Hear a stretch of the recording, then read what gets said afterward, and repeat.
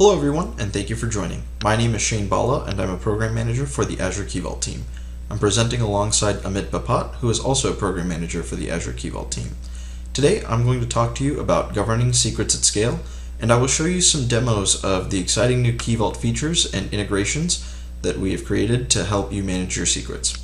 I'll then hand the presentation over to Amit, who will present Key Vault's new managed HSM offering in the second half of this presentation. So let's get started. Most of you who are watching are already in an organization where you're using Azure and Key Vault. As you develop more applications and bring more workloads to Azure, your usage has grown substantially. As a developer, maybe you have hundreds of Key Vaults that contain thousands of secrets. Or maybe you're a CISO, and while you don't own any secrets, you're on point to manage security across your entire organization. So what do you need? You need a reliable way to govern your secrets at scale. So what do I mean by governance? I've broken this down into 4 main areas, and I will discuss specific Key Vault integrations that help address each one of them. The first is access control. You need to know what users and applications have access to your secrets. The second is secret configuration. You need to know whether your certificates are valid for a long period of time, or whether or not your keys meet your organization's cryptographic requirements. The third is monitoring. You need to know whether your Key Vault is about to enter an unhealthy state, or whether a user is performing suspicious operations on your Key Vault. Finally, we're going to talk about compliance. You need a convenient way to show auditors, whether that's a regulatory body or your own internal leadership, that your environment meets their compliance standards. So let's start with a governance tool that can help you manage access to secrets stored in your Key Vault at scale. Role-based access control, or RBAC for Key Vault, is a new feature that's in public preview. You can use RBAC as an alternative to using classic Key Vault access policies. Now, you have the option to select a pre-configured role designed for specific types of users in your environment instead of assigning individual access policies per user. You can apply these roles for a user at a subscription level, so the assignments are scalable and you don't need to configure access policies for each individual Key Vault. You can also integrate these roles with Privileged Identity Management, or PIM, to remove standing access for users. Lastly, you can assign specific users access to only specific Key Vault objects, which allow you to manage permissions across multiple applications that share a single Key Vault. So let's take a look at some of these pre-configured roles. As you can see, there's a distinction between user roles, which only have permissions to perform operations such as reading secrets, officer roles, which allow you to perform operations like creating, deleting, and renewing secrets, and administrator roles that allow you to perform privileged operations on all secret types. In your Key Vault environment today, using classic access policies, you may have inadvertently given users more standing access than necessary. While a person on your team may have to occasionally delete or create a new version of a key, they might not need standing access to perform this operation. To follow the principle of least privilege, these roles have been integrated with Privileged Identity Management, or PIM. Here's a list of protections that RBAC combined with PIM can offer you. You can provide a user with standing access to a role with more restrictive permissions. You can make them eligible for a role that allows them to perform more privileged operations. For a user to request this role with elevated permissions, you can require them to provide a justification and get approval from another member of your team. If the request is approved, the user will be granted the elevated permissions only for a limited period of time. And you can configure alerts when a user requests elevated permissions and audit all of the instances where a user requested, applied for, and received elevated permissions in the past. Now, let's take a look at a quick demo. So for this demo, you can see that I have 2 browser sessions set up. On the left side, this user only has Key Vault user level permissions, and on the right side, this user has Key Vault administrator level positions. So let's see what happens when I try to perform a privileged operation like creating a key. So I'll go into the vault on both. On the administrator side, I should be able to create a new key without a problem.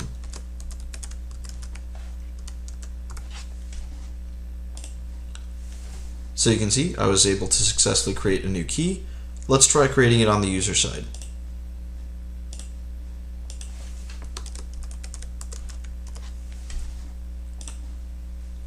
As you can see on the user side, I was denied this operation because it says this operation is not allowed by RBAC. So let's see if I can elevate my permissions on the user side so I can perform this operation. I'm going to go into my PIM settings. I'm going to go to Azure Resources. I'm going to select the Ignite Demo subscription that I have here. And I'm going to take a look at my current roles. So under Active Assignments, you can see that this user currently has a Key Vault Reader role. But if you go to Eligible Assignments, you see that they are eligible for an administrator role, but they don't currently have it yet. So let's go ahead and activate this administrator role. Now I'm going to request access for 1 hour, and I'm going to provide a justification. Need to create a key, and let's go ahead and activate. And as you can see, I still haven't been granted the permission. I have to get approval, and on the right side my administrator can approve the request. So let's go into PIM settings.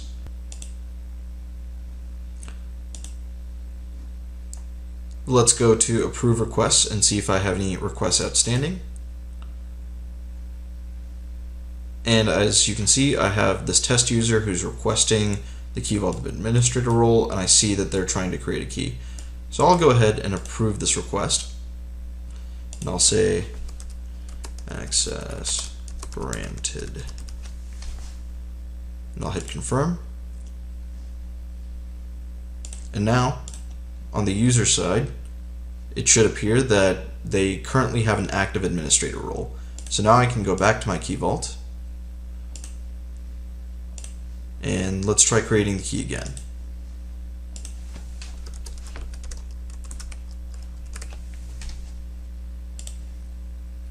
And you can see the operation succeeded. So I also made sure to set up a notification alert so that anytime a user requests elevated permissions, I wanted a specific user to get notified via email. So if I go to my email inbox here, you can see that I actually received a notification that a user was given access to the Key Vault administrator role in my subscription. Alright, now let's go back. Now, let's say that after receiving this email, I wanted to investigate further why this particular user requested elevated access. So, to review activity, I can click on My Audit, and I can see the following operations were performed here. I can see that this administrator added a user to an elevated permission, and this test user received elevated permission. So if I click on it, I'll get additional details, and I can see their justification as well. So this was a very brief overview of the capabilities that RBAC can provide when combined with PIM. Thank you for watching this demo. To find out more information and get more access to documentation to try this out yourself, please visit aka.ms/keyvaultdocs. So now that we have covered managing access to your secrets at scale, let's talk about managing the configuration of your key vaults and secrets. One of the most common questions that the Key Vault team gets is, how many key vaults should I have?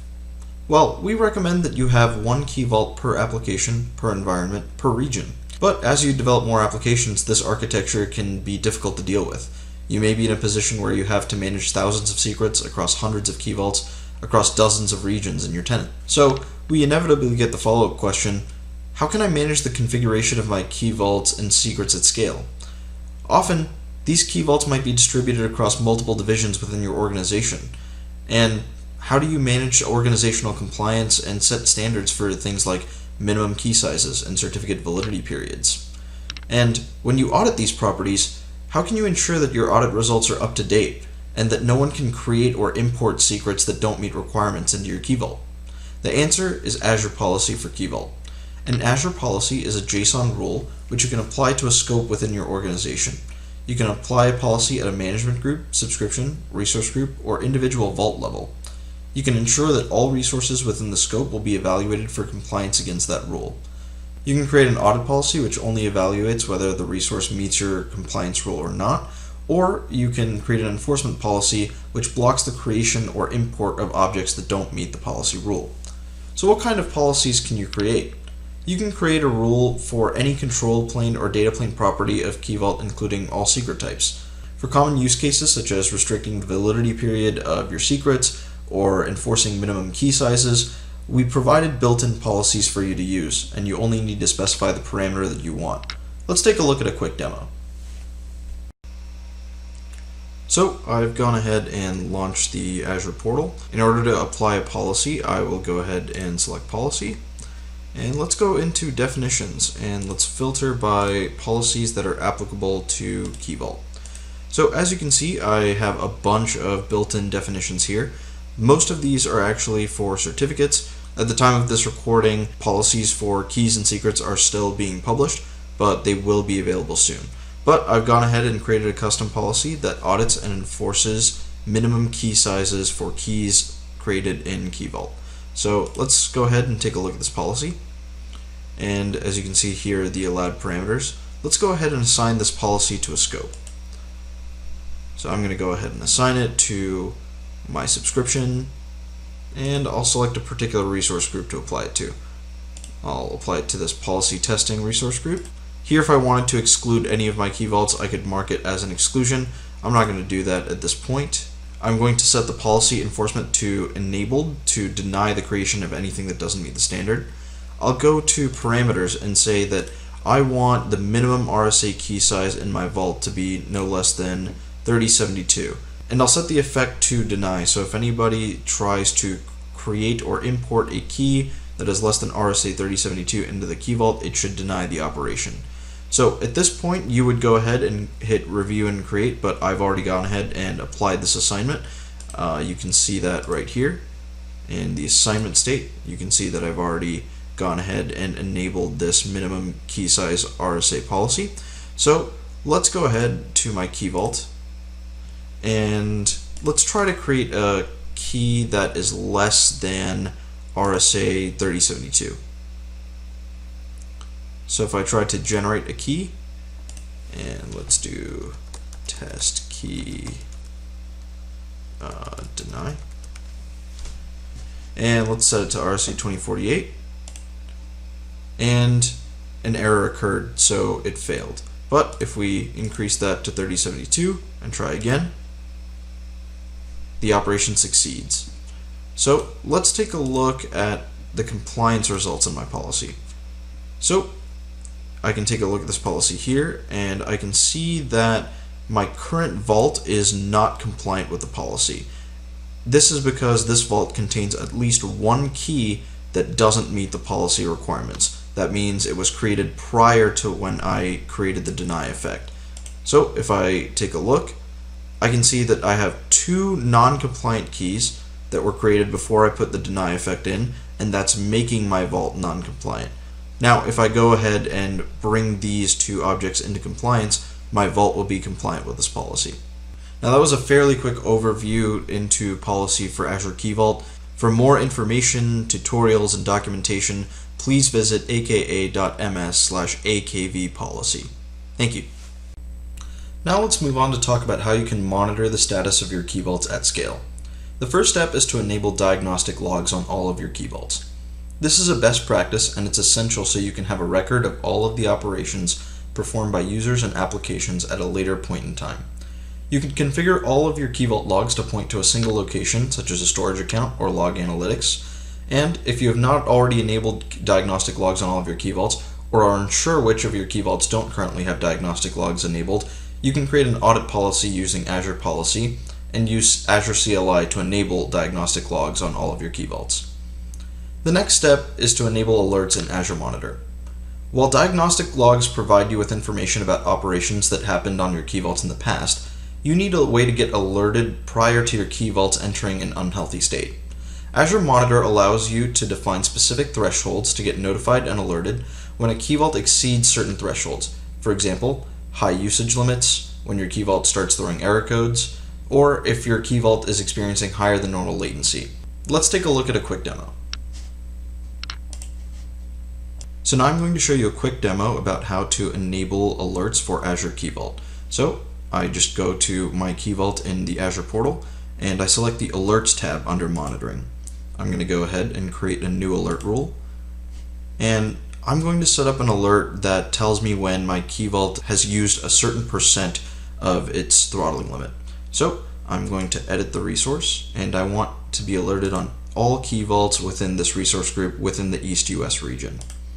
And under Condition, I'm going to select Vault Saturation. And as you can see, that here is a graph of my historical usage of Key Vault. So based on what I see in the graph here, I'm going to select that I want to be alerted when my vault saturation exceeds 0.5%. This is a very low limit that I'm just using for demo purposes, but you'll be able to see your own historical usage here and select a threshold that you feel is correct. So once that is done, I'm going to go ahead and select an action group. I've already gone ahead and selected an email alert group that I want to be notified, but you can set up an email, a text message notification, or an event grid notification to any destination that you prefer. So I'm going to go ahead and hit select, and I'm going to create an alert name, alert Key Vault saturation, and in the description I'm going to say saturation exceeds 0.5%. And I can select a severity, and I can go ahead and create an alert rule. So while that alert is being created, I have a Python script here that I'm just going to have create multiple secrets, and let's take a look and see if the alert fires. Alright, it's been a couple of minutes. Let's go ahead and go back to the Key Vault on the Azure portal and see if any of our alerts fired. As you can see, we see the spike in requests here. Let's go over to the alerts tab. We see that one alert fired for the rule that we created, and if we go into our email inbox, we see that the monitor alert fired for Key Vault saturation, and we see that the description is that saturation has exceeded 0.5%. So in your environment, if you notice that sometimes your applications hit 429 or throttling errors, this is a way you can set up alerts to get notified in advance so that your applications don't experience failures. I know that we went through this pretty quickly. We have more information on different alert types you can create and tutorials at aka.ms/akvalerts. Thank you. So now that we have covered diagnostics, logging, and monitoring for Azure Key Vault operations, let's take a look at how you can get alerts on operations that your users and applications perform on your Key Vault. What would happen if a user in your environment with privileged access had their credentials stolen? How would you be able to discern authorized activity from malicious activity? This is where Advanced Threat Protection for Key Vault comes in. Advanced Threat Protection, or ATP, is a feature that can identify malicious activity in real time. It's a machine learning feature that establishes patterns of behavior for typical operations performed by a user or application. If the user or application connected to Key Vault becomes compromised and behaves in a way that is unusual or suspicious, or in a manner that has a pre-recognized attack signature, such as performing excessive list and get operations, performing excessive backup, download, and delete operations, or tries to establish a connection from the Tor network, you will immediately receive an alert on your Key Vault as well as in Azure Security Center. If you have Azure Security Center standard tier, you can click Enable in ASC to turn on Advanced Threat Protection for all the Key Vaults in your subscription with a single click. To view alerts, you can go to your Key Vault and click on the new Security tab under Settings, and if you have any ATP alerts, you will be shown an explanation, information about the alerts, and how to investigate and remediate the alert. To give you a quick overview of the insights that Advanced Threat Protection for Key Vault can provide, I used a different computer to access my Key Vault from the Tor network. Let's see if Azure Threat Protection was able to trigger an alert. So I will go to the Security tab, and as you can see, I did have a security alert trigger, and it says access from a Tor exit node to a Key Vault was detected. So let's click on the alert and drill down to get more details. So as you can see, I can get information about the IP address and location from which this traffic originated. I can get an overview of the operations that were performed.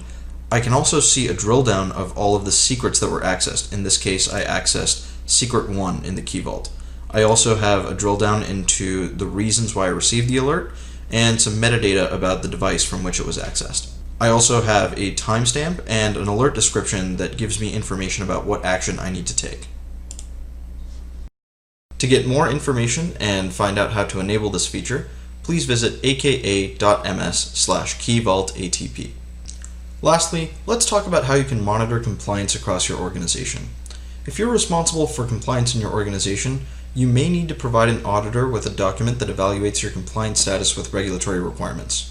Key Vault policy has enabled this experience in Azure Security Center. Let's take a look. So on my Azure portal, I've gone to Azure Security Center. Let's go ahead and take a look at the Regulatory Compliance tab.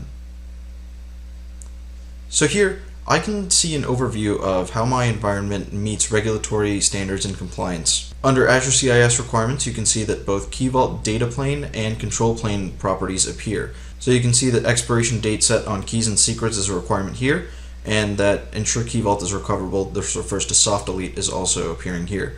I know these appear as grayed out now. They haven't been published at the time of this recording, but these policies will be available soon and will be part of a compliance report that you can download and share with anyone in your organization or an auditor. So now we have covered 4 governance scenarios in detail. We talked about how to manage access control using Key Vault RBAC. We talked about how to manage the configuration of your Key Vaults and secrets using Azure Policy. We talked about how to monitor your Key Vaults using Azure Monitor and Advanced Threat Protection for Key Vault. And we talked about how to monitor regulatory compliance of your Key Vaults. So we have a few more features that I'd like to talk about briefly before handing this presentation over to Amit. Soft delete is a feature that protects you from accidentally deleting your Key Vaults and secrets stored within Key Vault. This feature has helped many customers recover accidentally deleted secrets and prevented them from being crypto locked out of their resources. Soft delete will soon be required to be enabled on all Key Vaults. We strongly recommend that you turn on soft delete protection for all of your Key Vaults immediately. Notifications for Azure Key Vault is a feature that allows you to get an event grid notification when a secret, a key, or a certificate has expired, is about to expire, or has a new version available. This enables you to write automation to automatically respond when your Key Vault secrets rotate. This feature is now GA. Private Link is a feature that allows your Key Vault to connect securely to Azure resources without sending requests over the public internet. It's a defense in depth feature that provides additional protection against data exfiltration. This feature is also now GA. I will now hand over this presentation to Amit Bapat, who will talk to you about Key Vault Managed HSM. Thank you, Shane. In this section, we are going to look at a new Key Vault solution. We will also review the key benefits and features, and then in the end, jump into a demo. So let's get started. Do you worry about data security, compliance, and availability? For example, you store business critical data in Azure services, you encrypt that data with the keys you control. You want to make sure that the key management system you are using meets the compliance requirements. For example, FIPS 140-2 level 3, it is highly available and it also meets your throughput requirement. And for good measure, you also want this key management system to be single tenant for even higher security. If any of these apply to you, we have a new solution for you. We call it Managed HSM, and it combines the best benefits from Key Vault and dedicated HSM. Azure Key Vault Managed HSM is a fully managed, highly available, single-tenant HSM as a service using FIPS 140-2 level 3 HSMs. Now let's get into some definitions.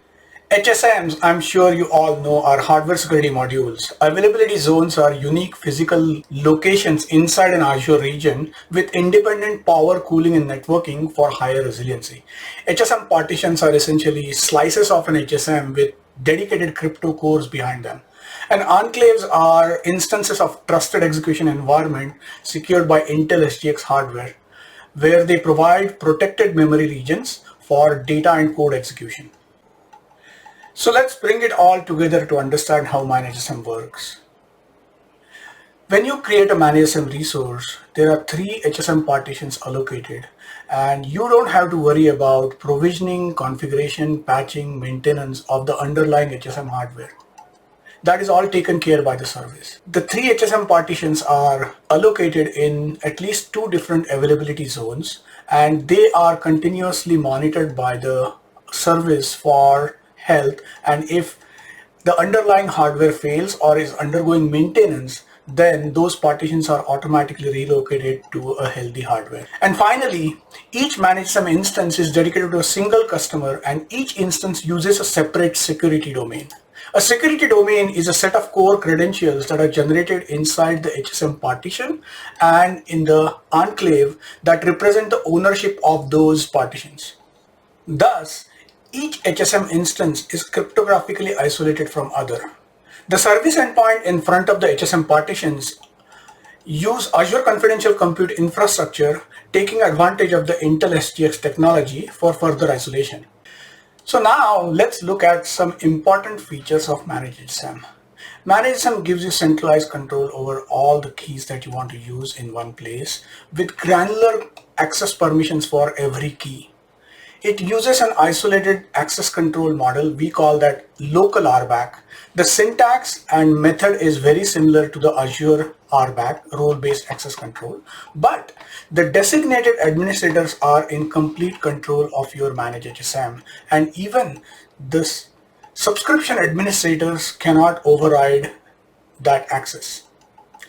I already talked about FIPS 140-2 level 3 HSMs. ManHSM also supports monitoring and logging so that you can pipe all the logs via Azure Monitor and then use Azure Log Analytics for analysis and generating alerts. ManHSM is integrated with Azure and Microsoft PaaS and SaaS services for encryption of your data in those Azure services. You can either generate a key in Managed HSM or import it from your own on-premise HSM into Managed HSM and then use that key for encrypting your service data. Being a single-tenant service, you get much higher throughput and lower latency with Managed HSM. And finally, Managed HSM uses the same APIs that Azure Key Vault uses. But remember, Managed HSM is only for HSM protected keys. Key Vault supports other object types like secrets and certificates. Those are not supported in Managed HSM. Only HSM protected keys. But if you have written your own programs that already use Key Vault API, you can continue to use that, and migrating to using keys in Managed HSM will be very simple. Now let's get to the demo. The focus of this demo is going to be to highlight unique features of Managed HSM that are not found in Key Vault. So let's get started. So the first thing that we are going to do is create a new HSM, and there is a difference between how we do this for Key Vault and HSMs.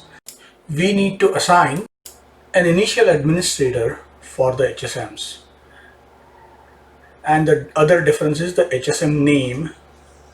So that's that, and then the administrator can be a list of object IDs. I'm just using single user here. It takes quite a while to create, so I'm not going to bother. I already have created an HSM, which is just one of the two steps. The next step is to activate it.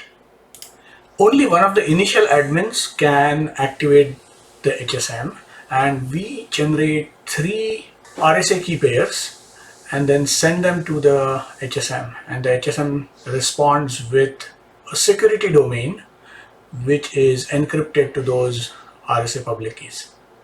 I already have 3 key pairs here. I'm going to use them. So now let's run the command to download the security domain. There it is. So let's look at this command. We are going to request HSM to download the security domain, and we are going to send these 3 certificates to the HSM, to which it will encrypt the security domain and say that only 2 are required to decrypt it, and we're going to store that domain here. So let's run this command. There it is, and success. Now the HSM is ready for use for all data plane operations. I'm going to pause here and describe to you what we have just achieved. By running these 2 commands, we just set up a cluster of HSM partitions spread across 2 availability zones, and they are automatically load balanced and synchronized and service healed, as in automatically recovered and relocated to healthy HSM hardware when necessary. And you don't have to do anything at all. Now let's see how the access control works. Managed HSM uses local role-based access control, which looks very similar to Azure RBAC. Here we are running a command AZ Key Vault role assignment instead of just AZ role assignment, and that tells you that you are using the Key Vault Managed HSM local RBAC. Now let's create a key. Here we are using Oct HSM, which means we are creating an AES key. Now let's create an RSA HSM key that we will use in our next test. I will note down this key URI that I need for later. Now let's log into a Linux VM where I have set up my latency and throughput test. There it is. And let's see what we have here. I have basically stored the credentials for the application principal that I just assigned the permissions to. And now I'm going to run this test, which is basically a WRK, and it is going to run for 30 seconds and perform RSA 2048-bit key sign operations. And let's see what performance and throughput we get and the latency. It takes about a few seconds. As you can see, in the first 30 seconds of the test, we are getting an average latency of 4.42 milliseconds, and request per second is about 3300. So that's all done. Let's go back. Let's do backup now. Oh, by the way, I am just cutting and pasting from my notepad, and this is what I did. The first command is essentially to get a time 30 minutes later. The second command is to get the storage account key, and the third command is to generate a SAS token. And now I'm going to run a full backup command. So Azure Key Vault backup will start a backup for this managed HSM and store it in this storage account in a blob container. So let's run it and see what we get. So the backup is started, and let's now check the status with this job ID. So now let's run this command key vault backup status, and it shows that it succeeded. So now we have a full backup, and we are going to use this backup later for a restore scenario, full disaster recovery scenario. I'm going to note down this URL for later use. We will need the folder name. For disaster recovery demo, we are going to restore the entire contents of our first HSM. This includes the security domain, the keys, and all the role assignments into another HSM. To successfully restore a backup from one HSM to another, they must have the same security domain. I have another HSM already created but not activated. I'm going to use that. So here is my second HSM waiting to be initialized. First, we will tell the HSM to start a recovery process instead of initializing a new security domain. The HSM will send me a transfer key, which is a public key, and I will use that in the next step. So now we are putting the HSM in the recovery mode, and we have downloaded the certificate. So in the next step, we are going to use the security domain from our first HSM, decrypt it with these private keys, and then encrypt it with this transfer key, and then upload it. There you go. Now our new HSM and old HSM have the same security domain, and so we are ready to do the restore. It's always a good practice to do a full backup before you restore. I know our current HSM is sitting empty, but that's what I'm going to do first. Make a full backup. Same 3 commands as the last time to get a SAS token. And now we will use that SAS token to do a full backup of HSM2. Let's check status of that backup now. There you go. Now let's restore. Same 3 commands again to generate a SAS token, but permissions are different. Now we are going to run a restore command and use the folder name from the first HSM's backup and run this command. And now let's check the status. Let me grab this job ID. The restore is successful. Now let's check if all the keys are there. They are.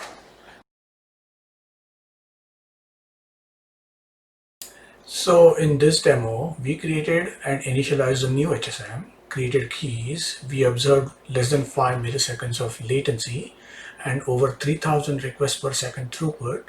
Then we executed a full disaster recovery scenario by restoring the contents of first HSM into the second HSM.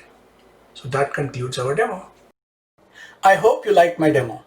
We are just getting started with ManageSM, and it will evolve to serve as your primary cloud-native HSM service that can also be used for your legacy applications. We are also going to add some new high availability options, including cross-region automatic sync in the future. So stay tuned. To get started, go to aka.ms/mhsm, and if you want to give us some feedback, reach out to us at akvmanagessm@microsoft.com. So to conclude, today Shane talked about new Key Vault features for managing secrets at scale, governance, granular, and just-in-time access control. And I talked about a new Key Vault solution, a fully managed, highly available, single-tenant HSM as a service with FIPS 140-2 Level 3 HSMs. Thank you for watching the session. Goodbye.